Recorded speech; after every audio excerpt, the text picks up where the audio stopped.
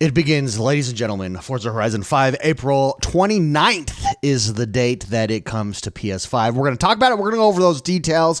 Then we're going to talk about and review two games that are leaving, or sorry, not leaving, two games that are coming to Game Pass here in March that we know about so far. Review what those are, what you can look forward to. We've got Call of Duty. Still, some players are saying Call of Duty is holding back next generation consoles. We're going to discuss, go over that news story. And last but not least, we have 8 games leaving Game Pass. We'll close up by reviewing what those games are and then discuss, where is Game Pass at right now? Are we happy with it? Are we not happy with it? Is this still the best value in gaming? It is. I mean, it is. Let's not bury the lead. It absolutely is. Before we jump into all of it, though, don't forget to hit that like button, subscribe to this channel. My name is X1 the Gamer. We drop videos like this all the time right here on this channel. Like, subscribe, shares with your friends, and let's jump into it. So Forza Horizon 5 is over at Engadget. Careens on the PS5 on April 29th. Forza Horizon 5 is officially coming to PS5 on April 29th. This version does have cross-play support, which has already been a boon for Xbox and PC players. Additionally, the PS5 build allows gamers to purchase all of the same car packs, including the Hot Wheels and Rally Adventure expansions. There's a new and free content update for PS5, Xbox, and PC players called Horizon Realms that features a set of in-game achievements based on the game's dynamic and evolving world, which arrives on April 25th. Now, there's 3 ways PlayStation players can buy this game. There's a $60 deluxe edition, comes at $80, and then you get all of the DLC, etc. for $100. The big question, we've talked about this before. Do we think this is a good thing? Yes, I absolutely think this is a good thing. I think Forza Horizon is going to be the #1 selling game on PlayStation when it drops. I think there's nothing out there like it on PlayStation. PlayStation has Gran Turismo. Gran Turismo is not Forza Horizon. Remember, Gran Turismo is closer to Forza Motorsport, but not Forza Horizon. Forza Horizon is one of a kind. There's nothing out there like it.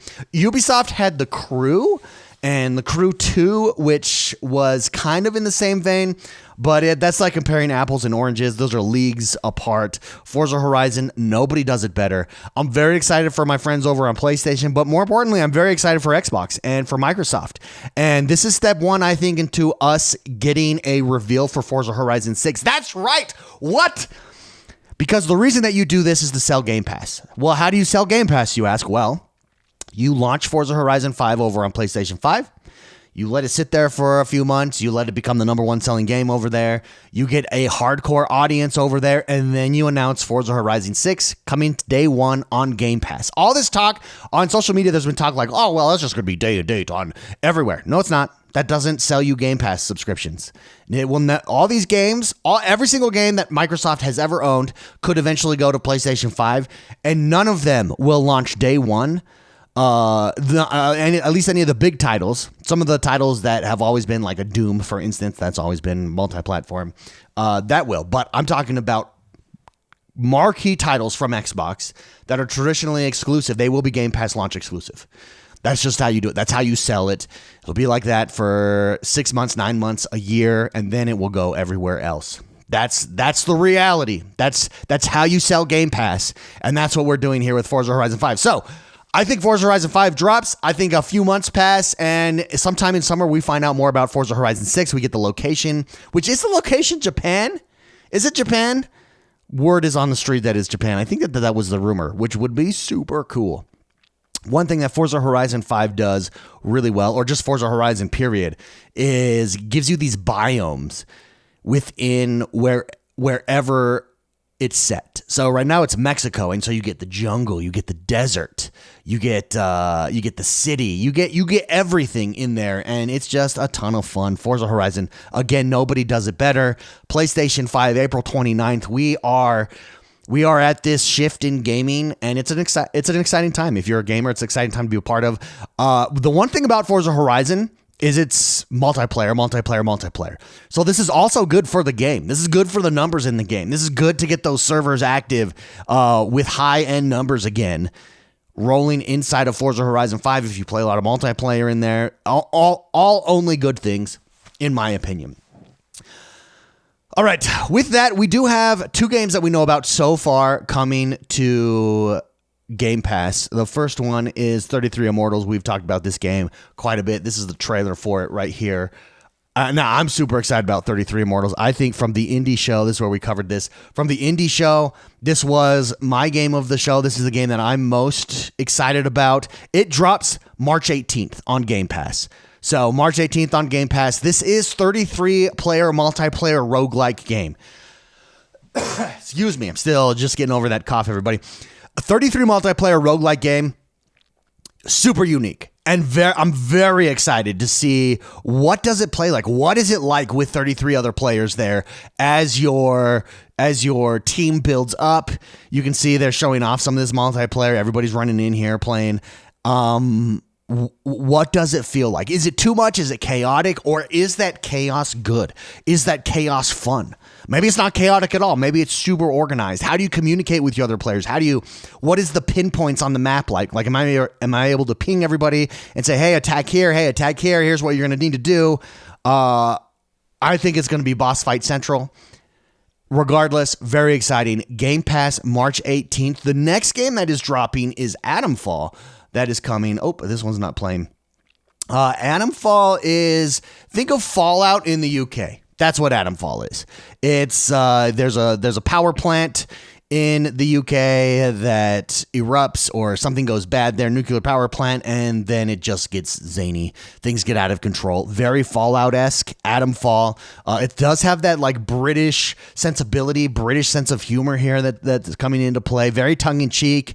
Very, again, the only way to describe it is British Fallout. That's how I'm going to describe it. This drops on March 27th on Game Pass. So another one that we're very much looking forward to here. If you like these types of games, this looks like it's up your alley. The beautiful thing about Game Pass is you get to try it out. There's no risk. There's no risk for trying either Immortals 33 or Atomfall coming to Xbox. So very cool and very exciting to know that these two games. Now, these aren't going to be the only two games that we get in March, obviously, but this is what we know about so far. So, March 18th, Immortals 33, Atomfall, March 27th. Let's move over to some Call of Duty news here. This made some news over the weekend with a lot of people on social media saying that Call of Duty is holding back next-gen consoles. I disagree with that entirely. I actually don't think that's the case. And if you notice, nobody ever says that about phones. Nobody says that because iOS is supported all the way down to the iPhone 8 or 7, that it's holding back the iPhone 15. Nobody says that. Why? Why is that unique to gaming consoles? Let me know in the comments below. What do you guys think? Do you think that they're the same thing? We know that Phil Spencer has said, hey, console releases, they view them now much more like phone releases, where games are still supported across generations and across platforms. Excuse me. Granted, that kind of starts with the Series X and S, but irregardless, we know that's how they're thinking about it. It makes a lot of sense. Again, we have that model with phones. Both Android and Apple follow similar models. You don't buy a new phone and everything, or a new phone doesn't drop and everything becomes irrelevant and only drops on the new phone. That's how you make tons of money. That's just how you make tons of money. So Call of Duty 2025 in development for last-gen consoles. If you're a Call of Duty fan who is yet to upgrade to a PlayStation 5 or Xbox Series X or S, it looks like you'll be able to still keep your old system for at least another year. According to a new report, Call of Duty 2025 is in development for last-gen PlayStation 4 and Xbox One. The claim was first reported by Charlie Intel on Thursday night. Insider gaming sources have since been able to corroborate the report that the game is in development for those platforms. Whether it actually releases on them is something that sources couldn't confirm just yet. In addition to the plans for the game to remain on PlayStation 4 and Xbox One, Charlie Intel speculates that the 13-year-old systems might be a reason why Warzone doesn't have, quote, two big maps at the same time. As far as why the game could continue on last-gen consoles, it likely has to do with the popularity of those platforms. Absolutely, it's just a numbers game. You want to get your game in as many hands as possible. That's why still it has fans on social media split about the decision. Quote, here's what one user says on social media. Studios have to support 12-year-old hardware is bad for the industry and holds back the full potential for games. It's time to move on. Excuse me. Another said, crazy but not surprising. Still a ton of people on there and the game scaled to low-end hardware. And the game engine can even play on phones now, as we saw with Warzone Mobile. Yeah, I don't buy in that it's holding back, and I don't think that's holding back any game to any substantial. I don't think it's holding back any game a huge amount, right? Like, you can develop games. Games can be tailored to each of the consoles. That's not a big deal. Interesting enough, on PC, games are made to support all types of hardware older than 12 years old. So it's really only a console space that you see this.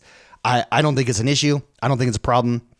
Call of Duty is trying to reach as many people as possible. The last consoles have millions, tens of millions of people still playing them, still owning them. It makes sense why you're going to do that. All right, and last but not least, 8 games getting lost from Game Pass in March. This is from TrueAchievements.com. We'll just review them real quick. It's Evil West, Lies of P. Lies of P is one that I downloaded that I never, and I fired it up and I did like the first 2 levels, the tutorial area, but I never finished it up. That's a shame. So Evil West, Lies of P, MLB The Show, No More Heroes, Solar Ash, SpongeBob, Yakuza Remastered, and Yakuza 6, all leaving Game Pass in March. This is March 15th. These games are leaving. For me, I mean, MLB The Show is huge, but I ended up buying that anyways, and I'm very much looking forward to the next iteration of MLB The Show 25, so super stoked about that. Lies of P, like I said, is another one that I want to try out.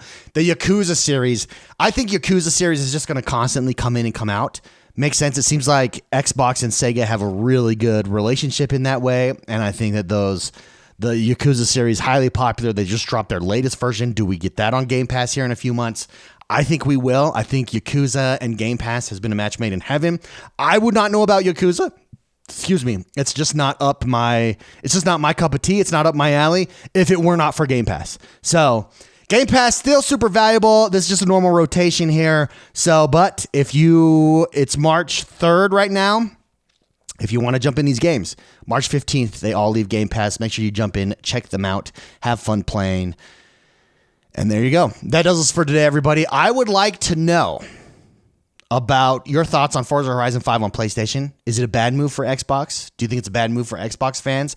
I think it's a good move. I think the point is to sell Game Pass subscriptions. And I think we're going to get news about Forza Horizon 6 now as a result. April 29th, that drops. Call of Duty. Do you think next-gen gaming is being held back by the PlayStation 4 and the Xbox One?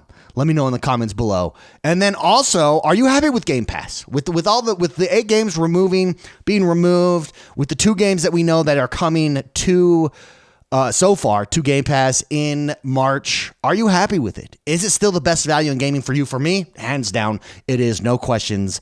Absolutely. Let me know in the comments below. Again, don't forget that like button, subscribe to this channel. My name is X1 the Gamer. We drop videos like this all the time. Have a great rest of your day, and we'll see you next time. Bye-bye.